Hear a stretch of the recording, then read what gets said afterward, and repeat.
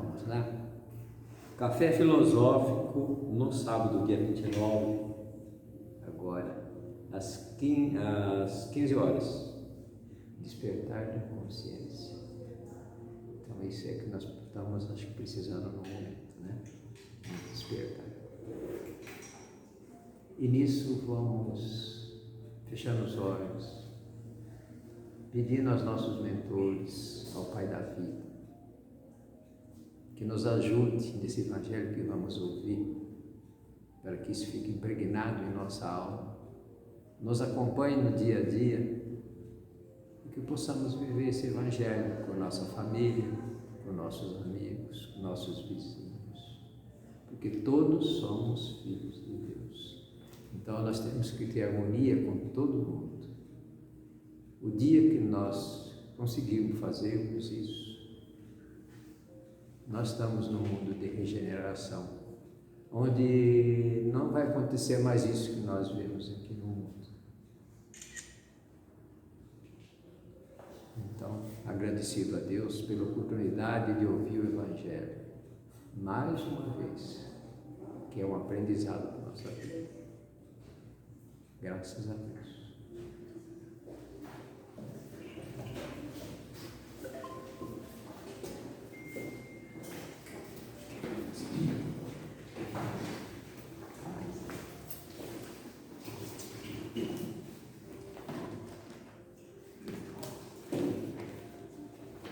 Boa noite a todos, encarnados e desencarnados, sejam bem-vindos ao Joana de Ângeles, obrigado por estarem aqui mais uma vez. Hoje nós vamos bater um papinho sobre uma parábola que está em Lucas capítulo 15, dos versículos de 11 a 32, parábola do filho pródigo, né? Vamos ver essa parábola. É grandona, hein? Vamos ler. Depois a gente vai bater um papinho sobre ela. Disse Jesus: um homem tinha 2 filhos. O mais moço disse a seu pai: meu pai, dai-me a parte do patrimônio que me toca. O pai então repartiu entre eles os haveres. Poucos dias depois, ajuntando tudo que lhe pertencia, partiu o filho mais moço para um país muito distante. Hoje, se o filho pedir a herança para os pais hoje, sem os pais estarem mortos, é um crime, né? A gente, né? Vocês imaginem na época. Então, Jesus usava as situações sociais da época para poder dar exemplo. Então, poucos dias depois, ajuntando tudo o que lhe pertencia, partiu o filho mais moço para um país muito distante. E lá dissipou sua herança, acabou com a sua herança, vivendo dissolutamente.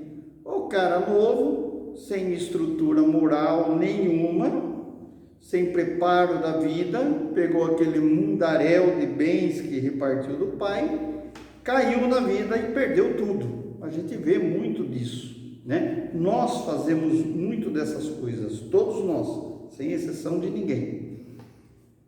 Tá ok? Depois de ter esbanjado tudo, sobreveio àquela região uma grande fome, e ele começou a passar penúria. Foi pôr-se a serviço de um dos senhores daquela região, que o mandou para os seus campos guardar porcos. Desejava ele, ou seja, esse rapaz, né, fartar-se das vagens que os porcos comiam. Então a situação de penúria dele, de pobreza, era tanto que ele queria comer a lavagem do porco. Nós chamamos de lavagem, né? A lavagem do porco, a comida do porco. Mas ninguém lhes dava. Entretanto, então em si refletiu: quantos empregados há na casa de meu pai que tem o pão em abundância, e eu aqui a morrer de fome? Levantar-me-ei e irei a meu pai, e dir-lhe-ei: meu pai, pequei contra o céu e contra ti, já não sou digno de ser chamado teu filho. Trata-me como um dos teus empregados. Então ele pensou em voltar para a casa do pai e pedir para não ser tratado como filho, e sim como um empregado qualquer que tinha muito mais do que ele, um filho sem nada. Levantou-se, pois, e foi ter o seu pai.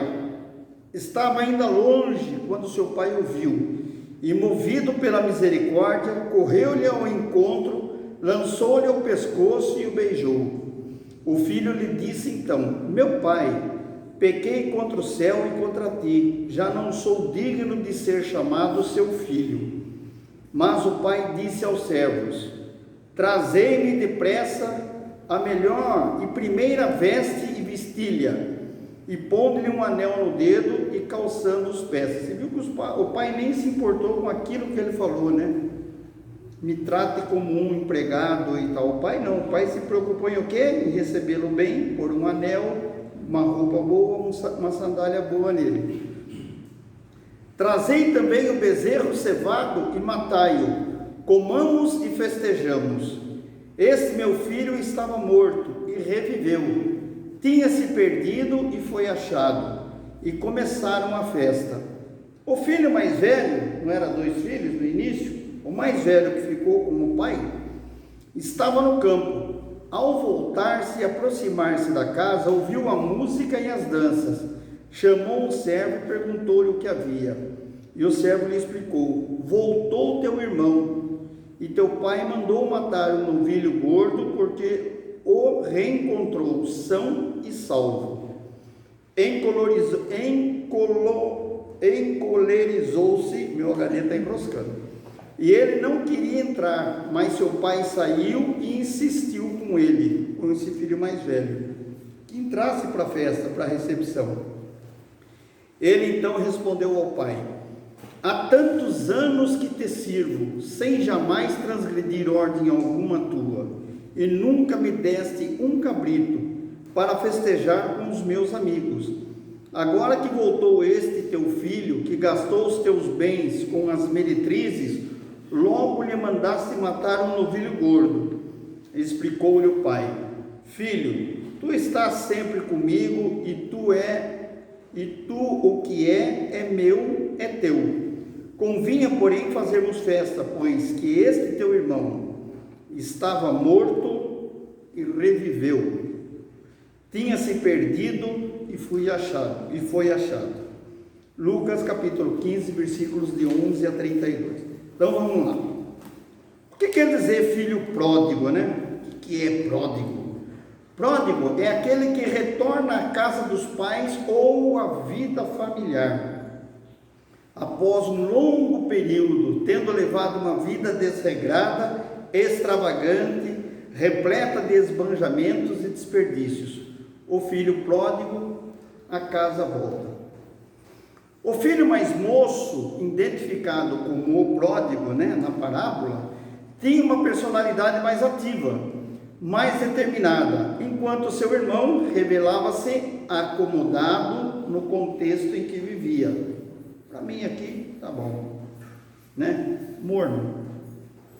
Sentindo, porém, necessidade de vivenciar outras experiências à distância do lar, o filho caçula, né, o caçula da família, comunica ao pai esse desejo e solicita-lhe a parte da herança que lhe cabia.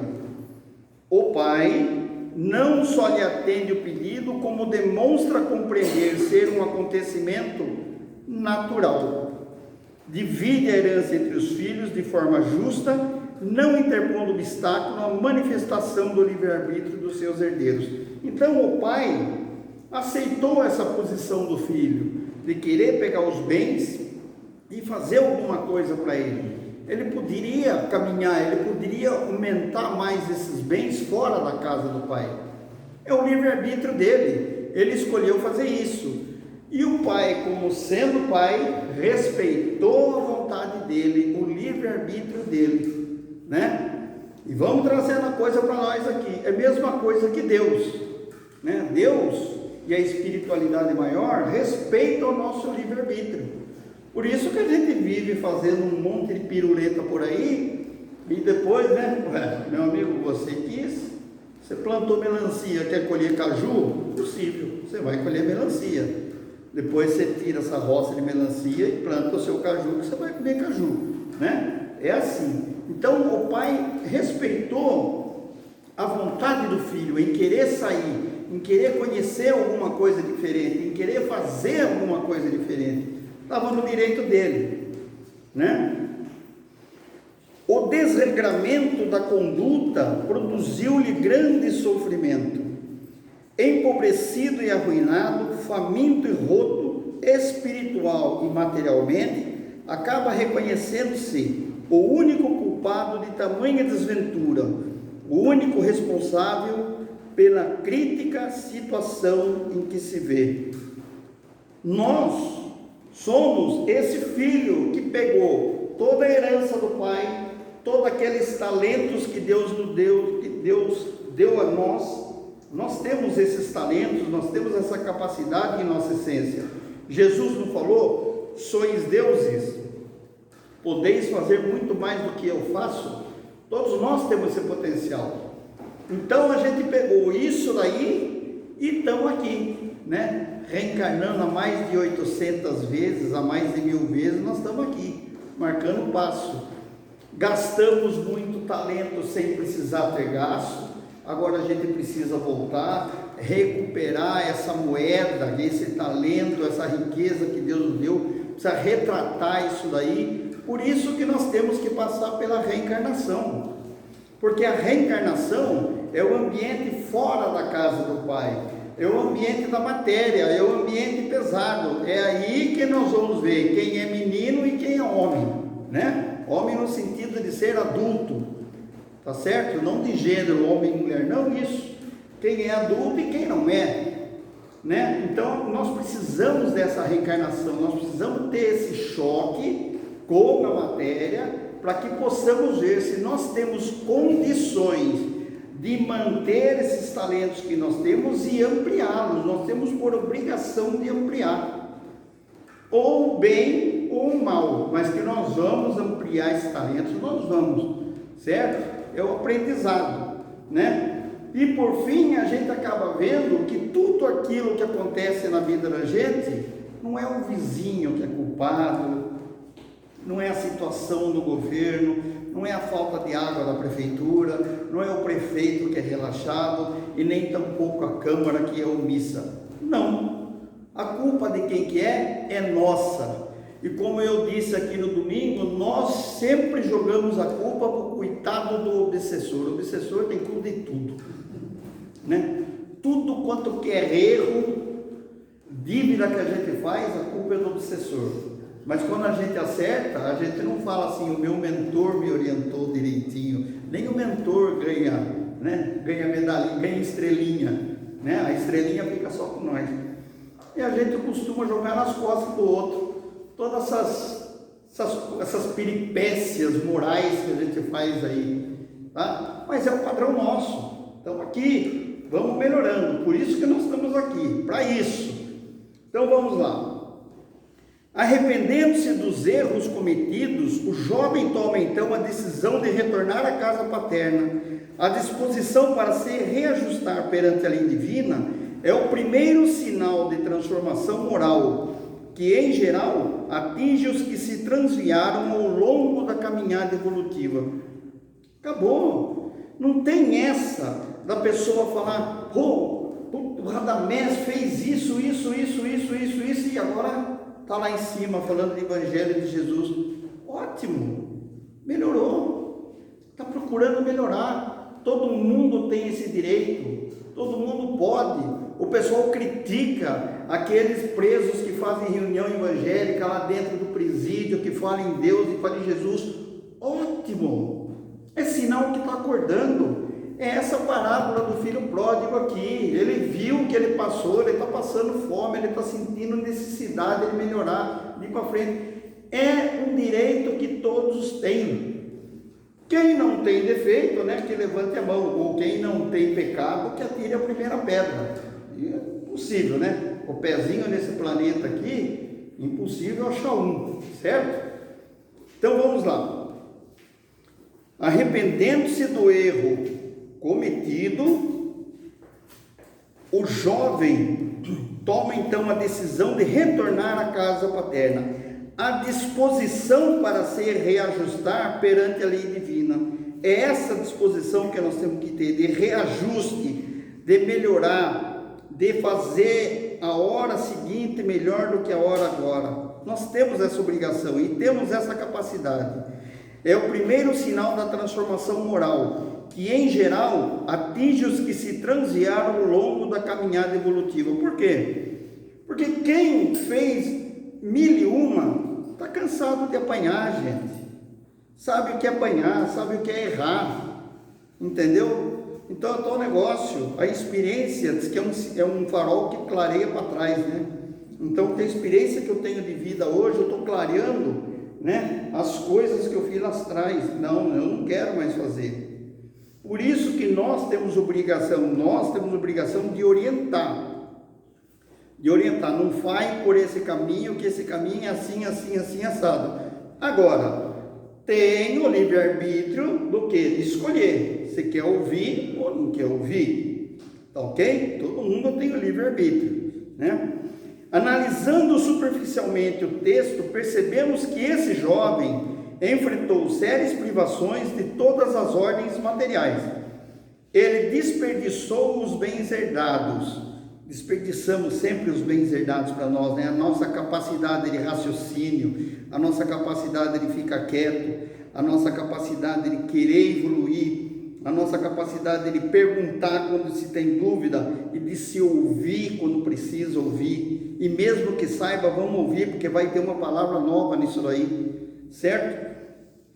Tudo aquilo de valor dado pelo Pai, ele desperdiçou para sobreviver. Precisou trabalhar para cidadãos da terra, quer dizer, teve que fazer serviço, teve que ser serviçal. Não que é desmérito fazer esse serviçal, certo? Mas teve que passar por necessidade, teve que fazer muito mais do que precisaria fazer se tivesse uma vida mais regrada, né? Não levar uma vida de flauta, não, que a lei do trabalho, ela é uma lei natural. Todo mundo tem que trabalhar, tenha dinheiro ou não tenha dinheiro. A lei do trabalho é uma lei natural, uma lei de Deus, é a lei do universo. O universo inteiro trabalha, a espiritualidade maior trabalha. Por que nós, os belos, né, 7 de copas aqui, não vai trabalhar? Tem que trabalhar, né? E a gente acha que eu quero ganhar 1 milhão no Loto Fácil, eu não vou fazer mais nada. Em 15 minutos você vai voltar a zero, meu amigo. É trabalhar, é progredir, né? É compartilhar, certo? A herança desperdiçada representa o desprezo pelos valores espirituais que lhes foram concedidos pelo Criador Supremo. A retidão do juízo, a candura do sentimento, a sensibilidade da consciência e o discernimento justo do bem e do mal. A grande fome que se refere na parábola, né, que se bateu naquela região, naquela terra, indica o cansaço e a insatisfação, o fastio que os prazeres materiais, cedo ou tarde, produzem no ser. Gente, a gente sabe de gente que tem tanta coisa e vive numa depressão danada, parte para o alcoolismo, parte para a droga, entra numa depressão, tem tanta coisa. Eu tenho um amigo, um conhecido meu, que ele tem muita coisa, e ele fala assim para mim: mas eu tenho medo de convidar pessoas para ir em casa, para a gente comer uma pizza, fazer um churrasco, porque eu não sei se essa pessoa realmente quer ir lá comer uma pizza comigo, entende? Fazer um churrasco comigo, ou mesmo sentar numa mesa de shopping, a gente tomar um chopp, bater uma cerveja. Eu não sei se ele quer estar lá comigo ou se ele está lá por causa da posição que eu ocupo. Tem que sair fora da cidade, porque fora da cidade ninguém sabe quem ele é e o que ele faz. Então, é difícil, né? Não é difícil? Então a gente acha que tem muita coisa, gente, não é por aí não, né? Então essa grande fome é isso daí. Chega então um momento em que a pessoa se revela faminta dos bens espirituais. Eu tenho fome de alguma coisa, mais concisa, mais concreta. Por que nós estamos aqui? Numa noite de terça-feira dessa, que está chovendo, não podia ficar em casa assistindo um Netflix, lançamento, bombando e tal, a gente não podia ficar lá, historinha, né? Estourar uma pipoquinha de micro-ondas, eu adoro pra caramba, um cafezinho, e assistir um filme, né? Mas por que a gente está aqui? Nós não estamos tendo salário de estar aqui, entre aspas, né? Mas a gente está aqui por quê? Porque nós estamos com fome de alguma coisa diferente, nós estamos com fome de alguma coisa concreta. Nós precisamos, porque a gente se sente vazio. Então eu venho aqui, porque eu vou ouvir o Evangelho do Cristo, eu vou ouvir como é que é, para me preencher, para me ajudar a sustentar essa corrida maluca lá fora do dia a dia. Por isso que nós estamos aqui, porque nós estamos famintos, nós estamos necessitados disso. E grande maioria da humanidade está. E tem muita gente que por orgulho acha que é besteira. Não vir num centro espírita, acha que é besteira ir numa missa da Igreja Católica, num culto evangélico, numa reza na sinagoga, né? Tem gente que acha que é besteira. Eu vou lá, imagina, né? E a gente vê aí tanta fome, né? Então é o seguinte, entretanto, nem sempre o espírito mostra-se suficientemente forte para as mudanças extremas, né? Então a gente tem aquela coisa de acomodado, não vou, hoje está chovendo, não vou. Hoje é domingo cedo, domingo cedo eu quero dormir até tarde, certo? Mas é segunda-feira, segunda-feira ninguém merece, segunda-feira puxa, eu não vou. É segunda-feira, né? Na terça-feira não é ruim, eu não tive uma terça boa, minha segunda foi ruim, a terça foi mais ou menos, e assim a gente vai o quê? Protelando, a gente vai empurrando com a barriga, e a gente vai ficando cada vez mais faminto, e depois a gente não sabe, a gente abre a geladeira, está cheio, mas a gente não sabe o que pega. Eu quero um pedaço de marmelada, você come uma marmelada, mas não é isso que eu queria uma outra coisa, certo? Então a gente vai ficando, a necessidade vai crescendo cada vez mais, e a gente acaba entrando em parafuso com isso, né? O conhecimento espírita nos faz ver nesse texto do Evangelho o momento preciso em que o espírito, cansado de sofrer, aquele menino cansado de sofrer, busca o amor celestial, reconhecendo-lhe a excelsitude. Gente, está difícil aqui, viu? Não é eu, é as letras, são as letras, é as letras. Este momento está representado na expressão cair em si. Quando a gente cai em si, a gente fala, né? Opa, tenho que me movimentar. É instante de grande valor, pois indica que a criatura humana toma consciência do efetivo estado de evolução espiritual em que se encontra. Eu não posso continuar nessa vibe que eu estou, eu preciso melhorar, eu preciso ter alguma coisa melhor, né? Aí vem o Cristo e fala para a gente assim: levanta-te, toma a tua cama e anda, né? Porque a gente costuma deitar e chorar, né? Esperar que venha alguém dar sopinha para a gente, água com açúcar. Não, vamos carregar a maca e picar a mula, vamos andar, vida que segue.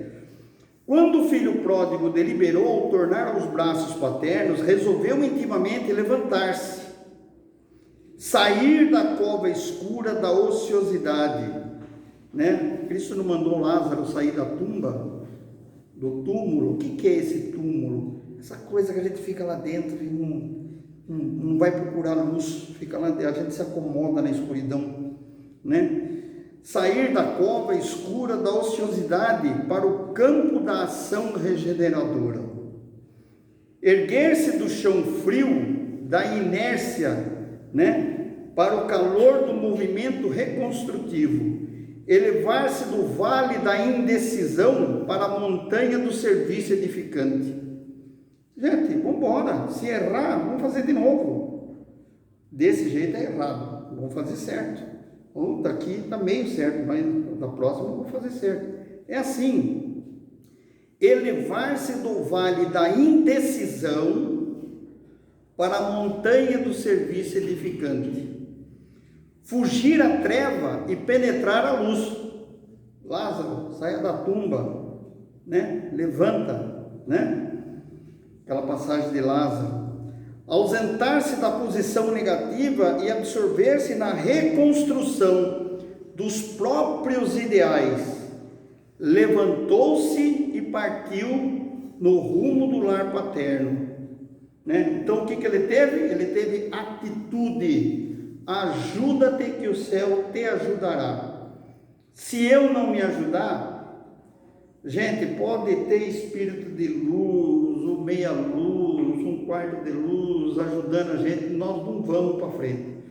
Se a gente não fizer a parte da gente, certo? Nós não vamos. Pode ter gente rezando para a gente, se a gente não se movimentar, se a gente não pegar a nossa cama e andar, nós vamos continuar deitado e choramingando. Simples assim. Eu não tenho força para levantar a cama, então arrasta, mas vai embora, que lá para frente você vai pegar força para levantar essa cama e andar melhor. O filho mais velho, vamos ver o filho mais velho, hein? Bonzinho, né? Ficou lá com o pai.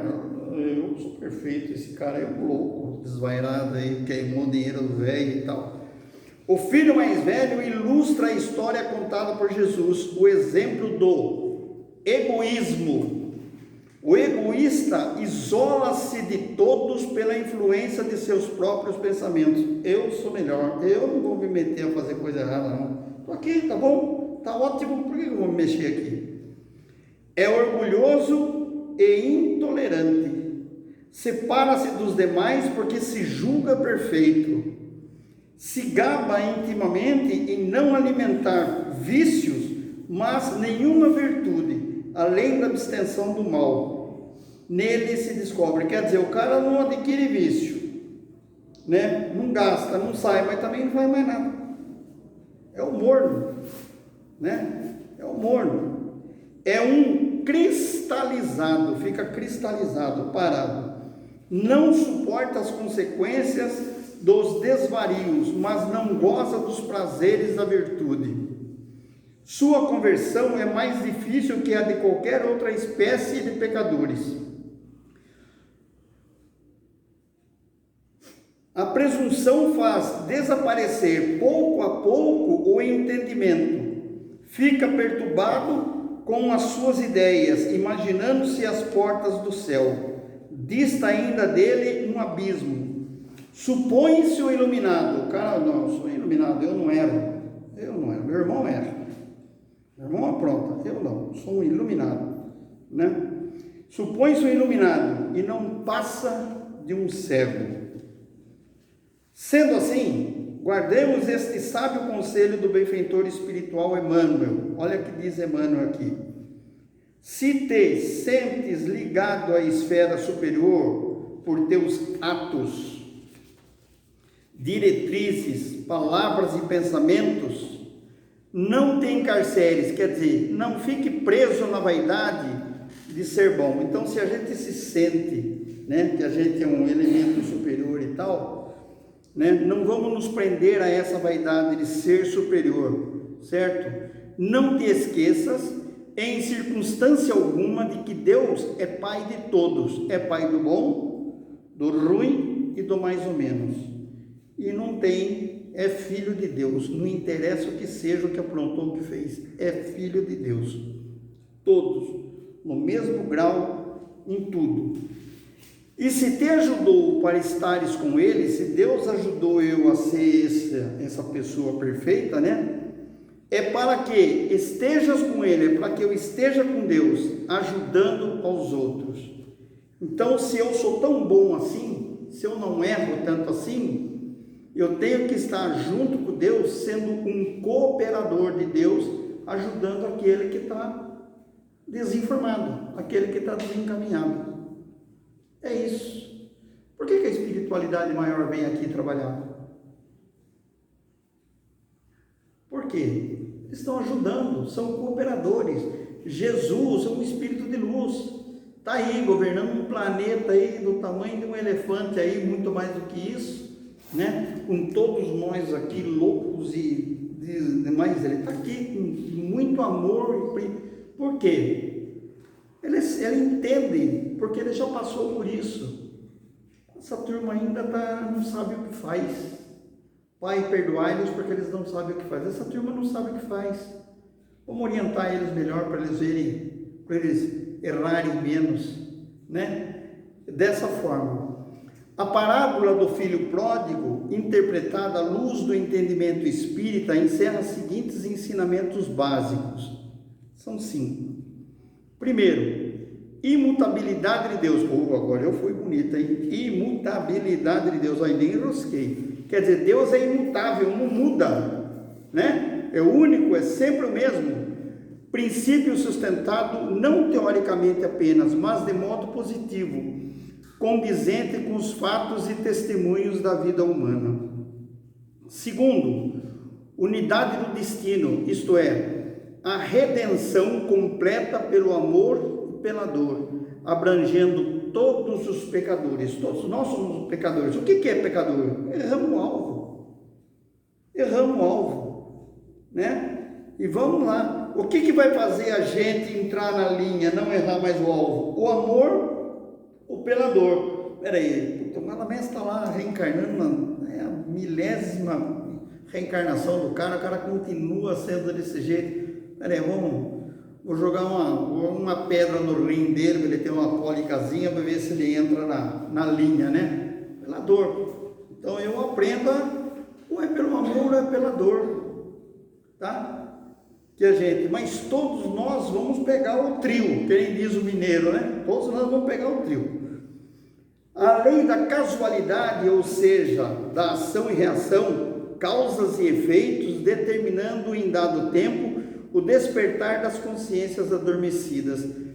Aquele jovem, aquele filho que saiu da casa do pai, era uma consciência adormecida. Passou pelo que ele passou, perdeu tudo, sofreu, passou fome, passou humilhação, despertou a consciência dele. Opa, mas lá na casa do meu pai não é assim. Então eu tenho que voltar para lá, né? Eu conheço que é diferente, eu vou ter que voltar para lá, certo? Então é a lei da ação e reação. A relatividade do livre-arbítrio, a qual não pode ser absoluto. Quer dizer, eu sempre vai ter o livre-arbítrio, é absoluto a relatividade do livre-arbítrio. É isso? Não. A ponto de ser dado ao homem alterar os desígnios de Deus. Então nós não temos esse livre-arbítrio tão amplo assim, para a gente alterar os desígnios de Deus. Olha, você está escolhendo isso aqui, mas espera aí, você vai voltar aqui, que você vai ver como é que é o negócio. Não é por aí que você tem que andar, você não está sabendo escolher, você tem que vir aqui, ó. Tá certo? Ou seja, não é que Deus castiga, Deus nos ensina. Não tem essa coisa de castigar, não, aquele cara nasceu aleijado porque é um castigo de Deus. Não. Ele optou por nascer aleijado assim. Ou há necessidade dele vir aleijado, ou dele vir com uma deficiência mental, alguma coisa assim. Por quê? Para dar uma segurada na encarnação dele, para que ele cometa menos erros. É lição. É lição, não é castigo, não existe castigo. Nós que somos pais falhos e erramos muito, a gente não tem coragem de castigar o filho da gente. Castiga 15 minutos, mas depois afrouxa a rédea e boa. Não é assim? Afrouxa a rédea e a criançada aproveita, sabe disso, né? Nós somos assim. Você acha que Deus, que é perfeito, vai castigar, jogar a gente no fogo do inferno, vai queimar na pedra, lá no mármore? Não sei por que mármore queima, mas para mim é carvão vegetal, mineral, né? Mas mármore, não sei. Então é desse jeito. Então nada é castigo, tudo é lição, né? Coisa que nós temos que passar. Finalmente, a evolução individual dos seres racionais e conscientes, de cujo número o homem faz parte, processada no recesso íntimo das almas, livre e espontaneamente, como a lei natural e irrevogável. A lei é natural e irrevogável. Nós vamos ser espírito de luz um dia. Um dia nós vamos estar no mesmo nível que Jesus está. um dia nós vamos estar. Não sei quantos bilhões de anos vai demorar isso aí, mas nós vamos estar, todos nós. Todos nós caminhamos para o progresso, conforme dissemos no domingo, da renovação. Como é que a gente vai se renovar? Essa reforma íntima, pela vibração nossa, pelo que a gente vai passando, e a gente vai deixando de trocar a ferpa com o outro e vamos embora. Vamos aprender a engolir sapo. Aprender a engolir sapo, o ambiente fica melhor. Não precisa estar vibrando diferença com os outros, nem dentro de casa, nem aqui dentro do centro, nem numa classe, nem num ônibus, nada. Acabou. Aceitar a opinião de cada um tem o direito de pensar aquilo que ele quer pensar, acabou. Quer orientar? Orienta, mas espera aí, mas também não vai brigar se ele não aceita a orientação, deixa ele, né? Deixa ele pegar as moedas dele, sair fora, aí dá com os burros da água lá, depois volta de novo. Aprendizagem. Fizemos isso, todos nós fizemos isso em maior ou menor intensidade. Todos nós fizemos isso, né? E essa coisa de estar cansado, de estar vazio, a gente vê nas reuniões mediúnicas aqui, espíritos que chegam aqui, agressivos e não sei o que, depois conversando, eu estou cansado disso, estou esgotado, eu não estou sozinho, você vem falar de Deus, eu falei, cadê minha família? Meu amigo, é você que se afastou, é a sua vibração, o seu padrão de pensamento que se afastou disso. Aí volta para a casa do pai, recebe o atendimento, recebe a assistência e vê que realmente ele estava enganado, no caminho enganado. E vai para o tratamento, vai para a escola. Todos nós vamos para a escola, tá bom? Pessoal, desculpa de estourar o tempo aí, estouramos em 5 minutos, mas a gente ganha hora extra de 5 minutos, vai vir, tá bom? Desculpa se o assunto foi muito enrolado, muito, né? Mas era o que eu queria passar para vocês. Na realidade, todos nós somos esse filho pródigo aqui, todos nós, sem exceção de ninguém. Jogamos muita riqueza para a janela, material, espiritual, não interessa o que seja, jogamos muita riqueza para a janela. O que a gente tem que fazer agora?